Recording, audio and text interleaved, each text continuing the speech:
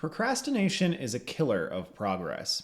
Among the lineup of constant antagonists, it always seems to be present, next to the likes of motivation and comparison when it comes to things that are constantly at the throats of artists.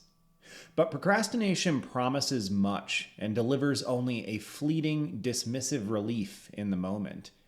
But what comes later is the crushing reality of things not achieved. It has always been an issue, something that I dealt with when I was in school 20 years ago and something I saw in my students during my time teaching professionally. But there are new stimuli now, new things to distract us from our dreams, and insidious illusions of progress. So, in 2025, things are a little different than they were. And that is what we're going to take a look at today. Well, my name is Zach, and welcome to episode 96 of the podcast. Today, we'll be revisiting an age-old topic, procrastination.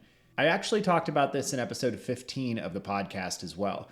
But seeing as that was now 2 years ago, it's something worth revisiting. And that is also why I want to look at what is changing or different now, as things in the artistic world keep shifting.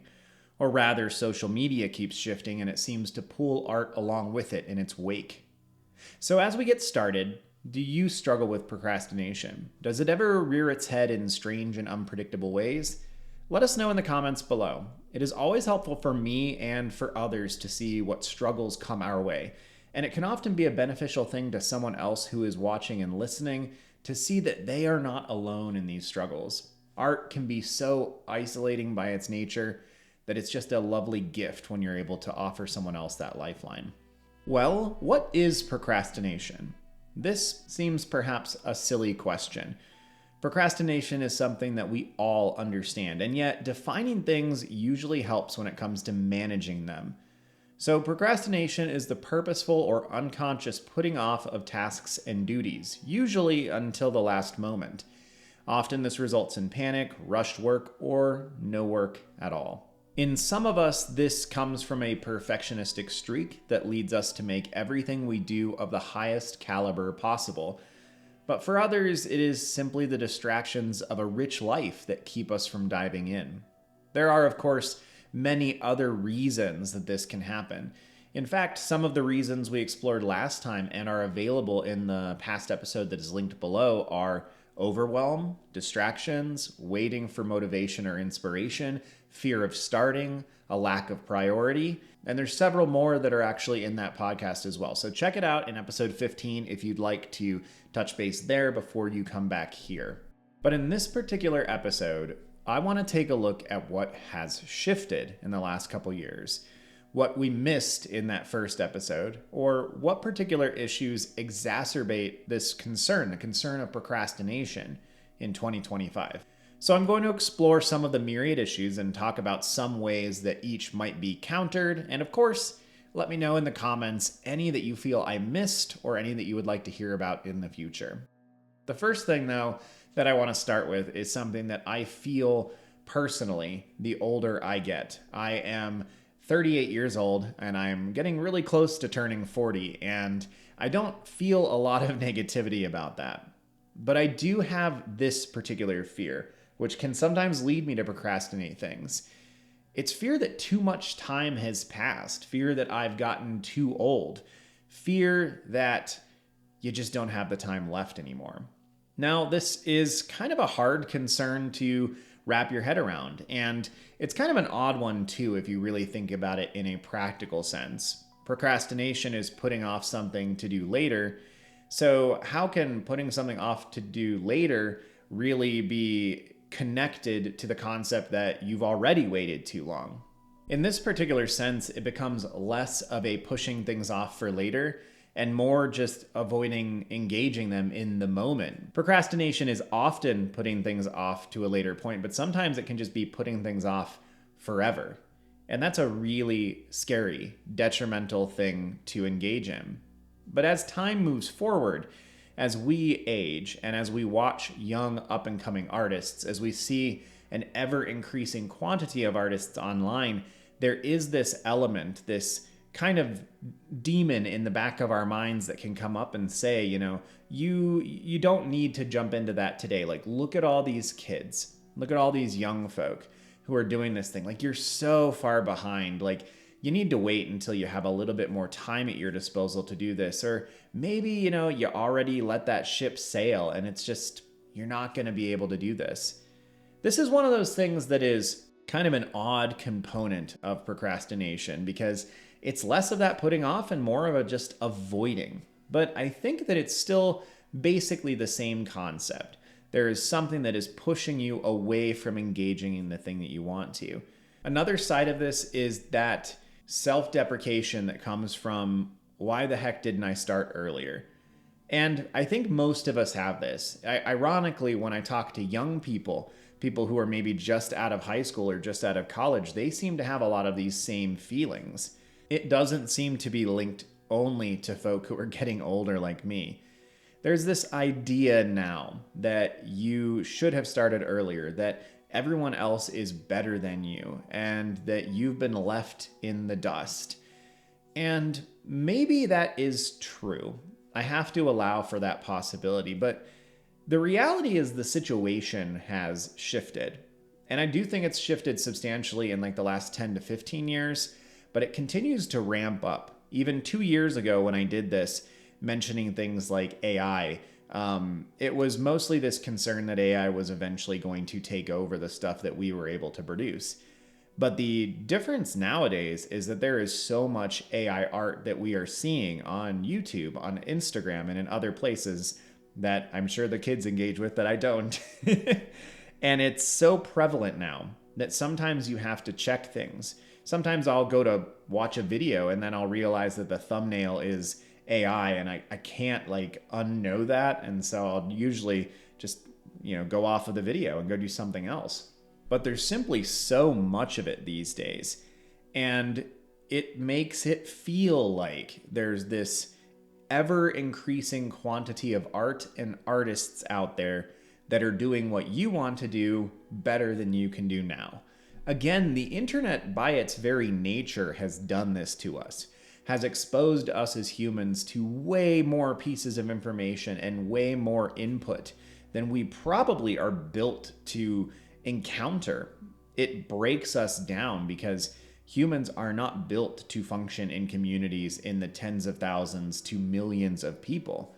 We are built historically to function in these tiny communities where we see people face to face. There's so many issues that arise from this, but as it pertains to artists, we can see so many people working on things. And sometimes for certain personalities, this is encouraging. This is exciting. You can see what is possible. But for probably many more times than that group, there's a chunk of people who are looking at it and going, what's the point? I'm already so far behind. I can flip open my phone. Oh, we don't flip open phones anymore. Oh my goodness. I can pull out my phone and in several seconds, I can see dozens of pieces of art of whatever variety. And they just kind of pop up, like whatever the stuff is that you look at, that you enjoy, that you interact with on Instagram, it is immediately going to start populating and showing up. The problem with all of the AI stuff now is that that work is now 2 or 3 times greater in quantity. And so you're seeing more and more. And yes, sometimes you can consciously in the moment know, like a lot of this isn't even real art. But your subconscious mind doesn't pick up on that. And it's easy to just feel like the ship has sailed. There's no point in me engaging with this anymore. You might feel like there's just too many things that you failed to learn. You can't adjust your skills. You needed to get started earlier. Or you're just too old. So how do you deal with this? What are the actual things, like actionable things you can do with this? Or what are the psychological ways you can look at this that are going to be a little bit better for you? Well, it's probably like so many things that I talk about on here going to be broken into like 2 main categories, depending on if your goal is a professional career or if your goal is just to make art for yourself. If your goal is to just make art for yourself, I would probably encourage you to step away from most of the social media and most of the things that you're running into that give you this perception that you are too old, that you have missed out on things, that things are moving at a pace that you can't keep up with because you don't have to engage with them. If you enjoy making your pen and ink art, your paintings, your drawings, your digital art, there's no reason no impetus for you to engage with social media. You just don't have to do that. So I would say cut it off. Delete the apps on your phone, get away from it, and just focus on the things that you enjoy. If your procrastination, your desire to make art is being hampered by seeing other people's artwork, by seeing AI work, by feeling like you're being left behind, just eliminate those inputs. Pull yourself away from those things. It might seem strange because I know so many of us are glued to our technology and to our phones, and of course I'm guilty of this as well. But I also grew up in a world where we didn't have phones, where we didn't have the internet. It's easier for me in my brain to go back to that time and just be like, yeah, I can delete an app off my phone. Like, I didn't have Instagram on my phone until I started this channel. And then I'm like, yeah, I should probably redo my Instagram. Now, I spend more time on there in a day than I like. I probably spend, maybe half an hour on Instagram a day. And that's probably not good for me psychologically. I can kind of feel my heartbeat increase the more time I spend on there. The problem is I also find really cool things. I'm like, oh, that's lovely. That's a really good solution for that problem. And then I send funny stuff to my wife and my friends. But in general, those things don't have to exist. Like, if we had a big power outage for days and days and days, we would all survive. I mean, mostly. Hopefully not in winter here in Colorado. It's cold this morning. But in general, if the internet crashed, most of us would still function. You can still make meals. You can still read books. You can still even play video games and stuff, But life continues. You don't have to engage with those things. So I would just say that if you're working on the art for yourself and you find that the social media and other things are making you feel that way, disengage from them. And then I would also say, start looking back on all of the benefits that come with age. I know that it can be hard. It can be hard to feel like, my goodness, I should have gotten started on this 15 years ago. I've mentioned on the channel before, I've been wanting to write books basically my whole life. And I started when I was 35. And I fight most weeks this nagging thing in the back of my mind that's you should have started earlier, man. Think of what you would have accomplished if you started earlier. And that feeling sucks. But I choose not to entertain it any more than I need to. I hear it, I feel the emotion for a moment, and then as much as I can, I try to let go of it because it's purposeless. And one of the beneficial things that I can do in that moment is I can look back on the fact that, yes, would it have been nice to have started writing my novels 20 years ago when I started brainstorming? Absolutely. But you know what? I was an immature little kid back then. And the stories that I would have written, yes, they would exist, but they would be in such need of revision. They would be a book written by a child. Life has been hard. Not the whole time, but I have had some really difficult times in that last 20 years. And I have lost people. And I have had friendships that have, risen out of the ashes, and others that have been totally incinerated, and new ones that have come up, and then those people have moved. Life has happened. I've traveled. I've seen things. I've had careers. All of that informs the art that I now produce. In my writing, obviously, but it informs all of my art. My art is not the same art that it would have been had I started back then. And I am very thankful for that. And I would wager that if you start looking back on your life, at the person you are now versus the person you are in that hypothetical position that you could have started doing the thing, you're better now in a lot of ways. You are a more refined version of you. You are the actual version of you that exists today. And so focusing on what you could have done obviously is pointless. We all know that. That doesn't necessarily make it easier to dismantle the mental argument. But sometimes you can help it by focusing on the who you are today, on all of your experiences, on all of the things that you bring to the table that you wouldn't have if you would have started this when you were much younger. Remind yourself that age is not a bad thing, that with age comes experience, and it comes a breadth of knowledge and a lot of memories, and all of those things make your art better. Now, if your goal is to do this from an economic standpoint, to make money doing it, to have a career doing it, and you feel like you're too old, first of all, if you're younger than 30, you're not too old. Just hands down, it's just not the case. If you're more up in my age bracket, like, hey, maybe there is a chance that you're too old. But again, it's too much of a blanket term to throw out there. How much are you willing to sacrifice? How much time are you willing to put in to learn the skills that are necessary? I think if this is you, where you want to have a career in the arts and you feel like you're too old or you've wasted your time or you should have gotten started earlier, zoom in on a particular field that you want to work. Go and do research about what skills the people in that field have, what kind of requirements and experience is necessary for that particular niche. And the reason I say it this way is it's really easy to have these things float in your head in this kind of ethereal space. Like, I want to be a professional artist. That's great. Do you want to be a sculptor? Do you want to be a welder? Do you want to be a ceramicist? Do you want to be a concept artist? Do you want to illustrate children's books? Obviously, those are fairly disparate things, but zoom in on the exact one you want to do. What do you want to do? Do you want to be a graphic designer who works on Fiverr? Do you want to be a graphic designer that works locally? Do you want to be the graphic designer that is on commission at the local print shop? Be really specific about what it is that you want to do, and then zoom in on that. Research it. If you have the time and the capacity, reach out to people who do that job and figure out what is actually required. Once you have that kind of information, then you can basically weigh your options. Sit there and go, how much time is it going to take to get these skills? How far off am I from them right now? Do I want to take that risk? Do I want to engage in that? And then decide whether you want to do it or not. The age thing is most likely an excuse. And it is something that if you want to hold on to, you have that. You have the free will to do that. But if you really want to achieve something, then take a look at what's actually necessary to achieve that. And if you're willing to spend that time, money, and effort to do it. I've known many people that have gotten their artistic start much later in life. And sometimes it's actually better. You know, you work out a lot of the kinks that you have to kind of solve in your early life. Maybe you raised your children, they're out of the house now. Maybe, you know, you've got your house paid for mostly. Maybe you've got your career, you know, you're not in the early throes of it where it's really difficult all the time. Sometimes it can be a really advantageous thing to start a little bit later.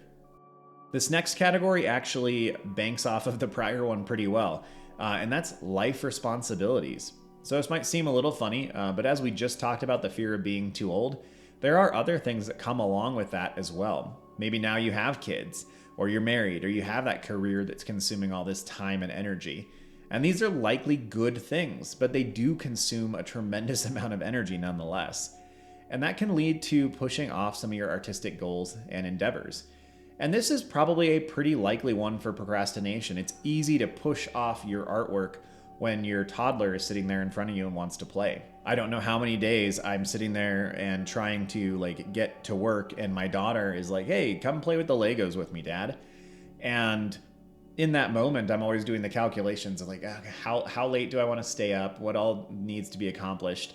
But then it's also got this nagging of like, she's 6, man. Like, she's not going to be 6 forever. She's going to be older and out of this house and probably spend a couple years where she doesn't want to hang out with you at all. Like, are you real?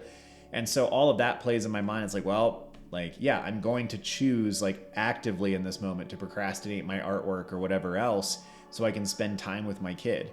This is one of those ones where like the managing of this is difficult, because if you have a young kid, if you have a marriage, if you have a career that pays all your bills and puts food on the table, those are things you have to put time into.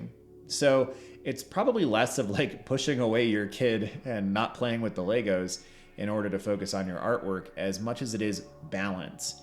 And if this is really the reason for your procrastination, that you've got other things, responsibilities in your life, then balance is going to be the key way to approach that. Often this can be done by scheduling, just being really on top of where you put your time and how your time is invested. It can also be handled by taking other areas of your life, generally time that's invested into hobbies or downtime, and just choosing not to engage in those. If you watch TV, if you spend much time on your phone scrolling through Instagram or YouTube or things like that when you're doing nothing else, like that's the thing you're doing at that moment, you can always decide to not do those things. If I needed to, I play a little bit of video games every day. If I needed to, I could remove all of my video game time and put that into writing my novels or doing my artwork. I have that option available to me. As of right now, things are balanced pretty well.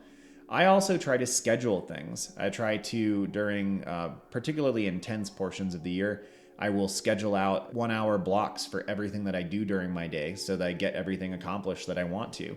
I obviously got used to this when I was teaching, where I would, I'd have classes throughout the day that were obviously blocked in quantities of time, but then I would proceed to block out all of the free time and not have it be free time, but claim it for certain things. On more of the normal, like weekly basis, I just have a list of things I need to accomplish, and often I'll assign them to a particular day and try to get all those things done, etc. But, a schedule is a really wise way to approach this. And especially if you live with other people, it can be really good to have the schedule visible so other people can see it, they can help you maintain it, and basically just their expectations can be in the same place yours are. If you have a partner or a spouse, I would highly recommend working out the times with them, making sure that they understand that your time investing into art, whatever that might be, is really important to you, and it's something important enough that it needs to be built in as part of the schedule.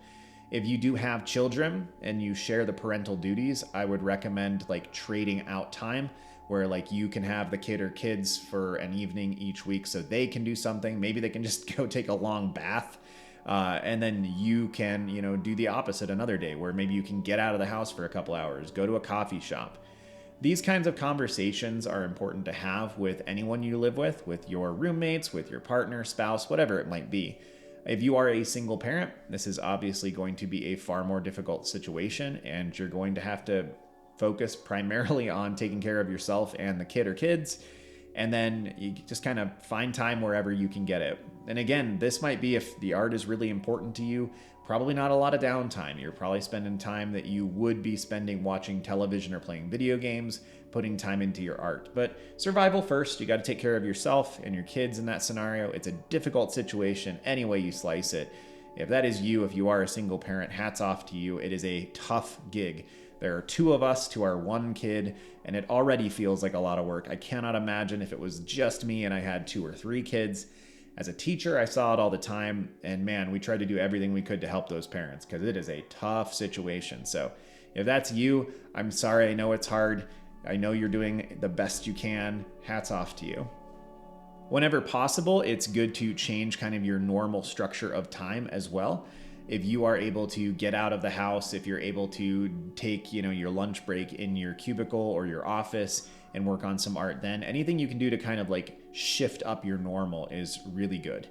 And the last part of this for kind of managing the life responsibilities is try to incorporate your responsibilities into the artwork if possible. This is of course done most easily if that responsibility is children. If you've got young kids, then there's a good chance that you can incorporate your artwork into spending time with them. Either they can work on artwork beside you, they can be entertained by something right next to you. If they're really little, you can make sure they have their bottle and feed them and, draw with your offhand. I did a lot of that when my daughter was real young. I would also set her in whatever device or on the floor with the mobile and stuff to play with right next to me while I was working on artwork or reading or writing or whatever it might be. You just do what you have to do in that moment. Sometimes, though, it's not that weird and it's not something you should feel any shame about. You might have to step away from art for a little while if you've got young kids or your career is just beginning to blossom. I would encourage you, if you feel that pressure, I can't keep all of these things afloat. I can't keep all of my ducks in a row. Sometimes you can't. It just happens. Try not to feel any shame about it. The best piece of advice there is, when you do have time to invest into your art, take it, because you don't want those skills to fall off. So if you are a stay-at-home parent and you're going to have 6 or 8 years of being at home before potentially you could jump back into a career or something, I would encourage you just to find little moments here and there where you can work on art, maybe little artistic things that you send with your kids in their lunchbox every day, whatever it might be, just something so the skills don't evaporate. So you don't come back and then you jump into that earlier category of I'm too old, my skills are out of date. Just try desperately to do a little bit here and there so you just sustain your skills as best you can. Maybe you're procrastinating because AI art exists and it just totally dismantles your desire to do art. The fact that somebody can type something into a program and have art in seconds can certainly be a motivation and an inspiration killer. It can put you off of actually engaging in your own artwork. And it's a terrifying thing. I hate that it exists. I think that it, just like most technology in the last 15, 20 years, is basically to the detriment of humanity. I would say that, honestly, the internet is to the detriment of humanity. Yes, it has a lot of benefits, but if we look at all of it as a whole, the mental health of our planet has gotten worse since the internet has existed. Now, that isn't to say that the internet has done no good. Obviously, it's done tremendous good. You're literally listening to me right now. I'm not sure if that's any good, but like, it is a component, right? So, but AI art is a really prevalent thing right now in pushing a lot of people from engaging in their own artwork. It can be so eviscerating when you realize that something that is going to take you 6 months, 9 months to simply get the skills to be able to produce can be totally subverted and done in 15, 20 seconds. But the reality is, again, if we separate this into the two categories, if you are making art for yourself, the fact that AI can do it means nothing. You don't get the satisfaction of the thing that you produced, of extricating something from your own cranial pathways by prompting something. That satisfaction is always going to come from your own hard work, from doing things, from taking something from point A to point B to point Z to point Z, as my other English speakers would say. Those kinds of things are just the way they've always been. Now, if you are trying to do this as a career, then it does get a little bit weirder. There are a lot of studios that are keeping themselves from using any AI art because they're worried about the legal implications once things kind of get unpacked and unraveled later. But then I just saw something a week ago, though I don't know much about the validity of it, but I saw something a week ago about Disney is now using AI art in some of their productions. If that's true, it's really saddening, but not altogether unexpected. A lot of these giant corporations and money hoarding, laundering things are going to do whatever they can to make more money. It's not surprising. What would be really surprising to me is if some of the video game studios, if some of the studios that are still producing really good videos and movies, if they started using it. Because I really feel like a lot of the high quality video games that come out nowadays, like, they're still being made the old school way. It's part of the reason why they cost so much. And again, those companies are so huge that I think there's also the fear of potentially the legality of the AI art stuff comes up, and all of a sudden any studio who's used AI elements is going to have to pay royalties, and it's going to get ludicrously complicated. So some of them, I think, are still kind of keeping themselves from that.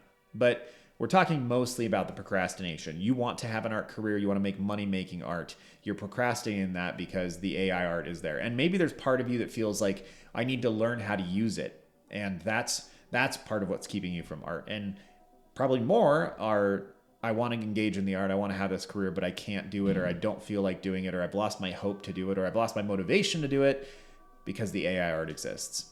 Those are both reasonable perspectives to have. I'm obviously pretty anti-AI art. I understand that AI is going to be a part of our world moving forward. And there's a difference in asking ChatGPT questions that are going to help you, write an email than using a program that has parasitized tens of thousands of artists worth of millions of pieces of work. That's a very, very different thing. But there is probably a likelihood that AI art is going to be a component of workflows. But not everybody's workflow. It doesn't have to be yours. If you don't want to engage in it, don't engage in it. Even if you feel like that's the way the industry's going to go, it's inevitable. You know what? Like, AI art is probably not going to have much of an impact in watercolor paintings. Probably not going to have that much of an impact in your oil paintings. The traditional media will always be here. There will always be a market for it. Yes, it's a hard market to crack into, but it will always exist. And if you are taking the other side of this, where you feel like, no, there's no way that I'm going to engage in AI art, but it's still sapping my desire to make art. It's still something that makes it easy for me to procrastinate on making my own. Well, I'm with you there. It is a hard situation to be in, but I would try to find some solace in the fact that there will always be. There will always be a market and an audience for things that are made by real humans. There's this weird thing that happens where we know that another human made it with intent, that there's history, emotion, fallibility, all of these things that we can empathize with, that are going to show up in work that is made by humans, that will never show up in work that is made by AI, even if the AI was able to mimic humanity perfectly. The moment we knew that, there's something psychologically in us that is going to sit there and go, yeah, but it's not quote unquote real. And that's a very intriguing thing. It's almost like science fiction authors have been exploring that for decades. Oh man, maybe somebody should look into that. But AI can be this thing that makes it much easier to procrastinate your artwork. And if that's you, again, I would encourage you just to realize that it will never replace humans. That humans and the things they make will always be more interesting and have more heart and more soul than something that's devised by an algorithm. But sometimes it's simpler than that. It's procrastinating because there's all these new things that you need to learn or you feel like you need to learn, and it's just daunting. Maybe it's all these new art programs. You learned Photoshop back in the day, or maybe something that predated it, and now it feels like there's so many new things. Photoshop has become this huge, intimidating program. Or maybe you're trying to move away from the Adobe suite and you're looking at all these other programs and going like, it's intimidating. It takes a lot of work. And every time I sit down and I have the time to work on my artwork, I realize I have all this learning to do. The mental processes necessary to go in and learn new things in order to make art are not the same ones that get lit up in your mind when you're excited and ready to make art. And this is not a silly thing. This is something that is really understandable. Maybe it's techniques. Maybe you realize that, you either don't remember a technique you learned a long time ago, or you need to learn some new paint mixing techniques or how to use a new kind of paint. Maybe you were an oil painter and you switched to like the water soluble oil paints, which I've never used, but I know a lot of people have moved to them because they seem to be less toxic. Maybe when you sit down to paint, you're like, but no, I need to like pull up some videos or read an article on like how to do this. And it becomes easier to push those things away. This can also be processes. It can be mediums. There's a lot of different things that you might feel as if you need to learn or might actually need to learn that can push you to procrastinate your artwork. I think with these things, the management of this, what do you do, is much, much easier. And it is schedule time specifically to focus on those things. Make yourself a list of all the things specifically that you need to do. It's intimidating when you look at it in the moment, when you sit down and go, I want to make some art right now. Oh crap, I don't remember how to use Krita. That kind of sucks. I get it. Every time I try to do something digitally, I usually take too much time in between, and then I come back and it's like, I don't remember how to copy paste in this program. Because it's on an iPad, right? Not because I forgot that it's Control C and Control V. That would be really embarrassing. But when you have to learn those kinds of new things, it can really put a damper on what you're trying to do. So I would start by making a list. Whatever it is that you feel like you need to learn, make that list. Sit down right now, pause this video, whatever you need to do, make your list. These are the things. If the list is too small, then go into research mode. Find some videos, and in time that is not specifically dedicated to your art pursuits, do that research. Maybe while you're on a walk, maybe while you're on a break at work. Start going through the research. Make the note on your phone so it's not losable. And try to list out all the things you need to know. And basically, essentially turn that into a checklist of things to focus on. And then try scheduling time to do that specifically. It's often a very different part of your brain that engages with learning something new or researching than the part of your brain that is actually creative in making things. So disengage from that portion and engage with the other side. Focus on what can I do here to understand this a little bit more. Start researching Photoshop, start researching Clip Studio Paint, figure out the brushes that you want to use there, get the supplies that you need, maybe even just get supplies as one of your things on your list. These are very practical things that you can manage because you can kind of pull yourself back from them, take a peek, figure out what it is that needs to be done. And this is probably like the easiest of the ones I've talked about today to deal with because it's very finite. It's very fixed. Like these are tangible things that need to happen or need to be known or need to be learned or need to be researched. And once you have that, you can actually just start moving forward. But I would love to hear if you've got something like this. Like I recently moved from Photoshop to using Krita and Clip Studio Paint. I'm getting back into using Procreate on my iPad because I need to be doing more digital art. And I find that it's always so hard, and it feels like walking uphill for me for a long time. So I'm curious, is there something like this that you've run into too? Let me know.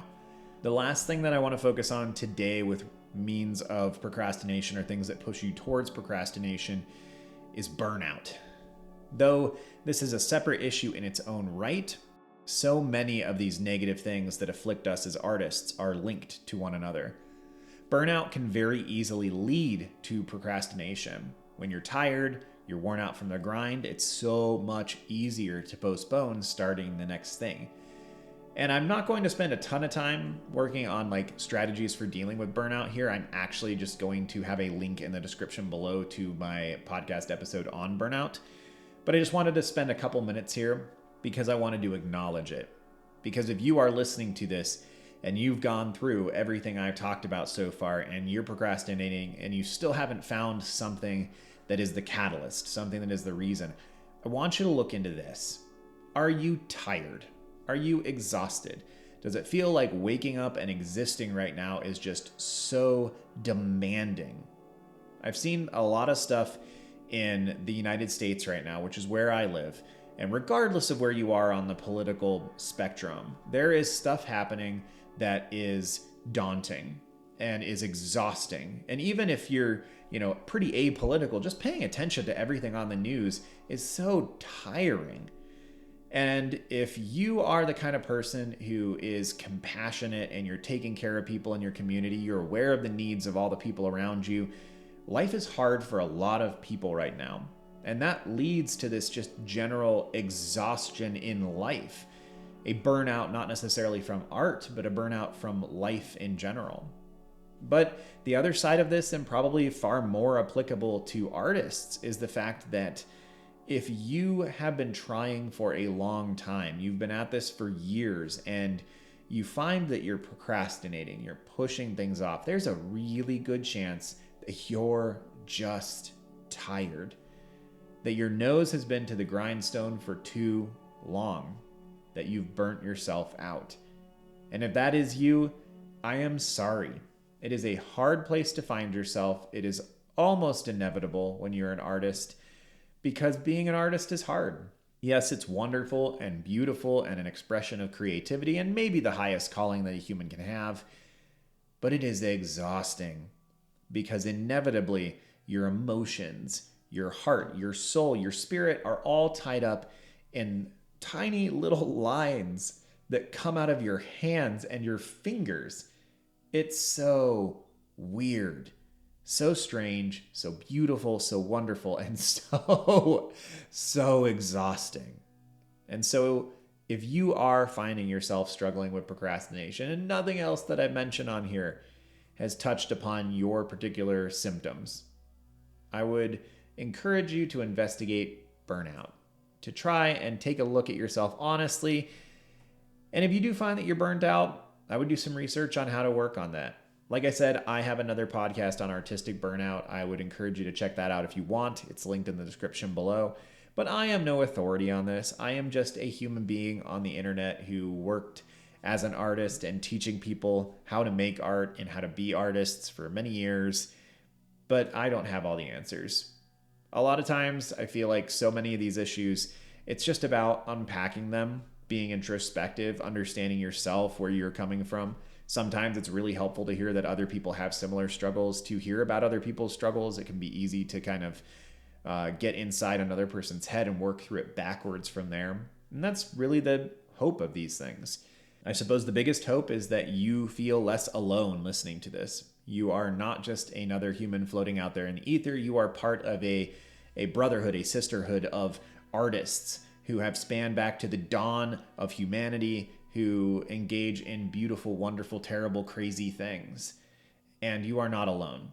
Your struggles are not stupid. You are not stupid or weak or cowardly for struggling with these things. You are merely human. And some days that kind of feels like it sucks, but we're all in it together. So thanks for being here. I hope this podcast has been beneficial to you in some way. If you want to check out the other episodes, they are linked in the description below, right next to the Discord server, which is a small artistic community online that is just a lovely group of people. And I would encourage you to check that out. Thank you to my patrons as well who are on the screen. If you want to check out the Patreon, it is linked in the description below. Mostly just gives you access to some additional resources and the ability to support me in what I do here. So thank you to them. Thank you to everybody who engages here. It's really a privilege to be able to make this and just put it up there. And one of the beneficial pieces of the internet, right? All right. Have a good one, y'all. See you soon.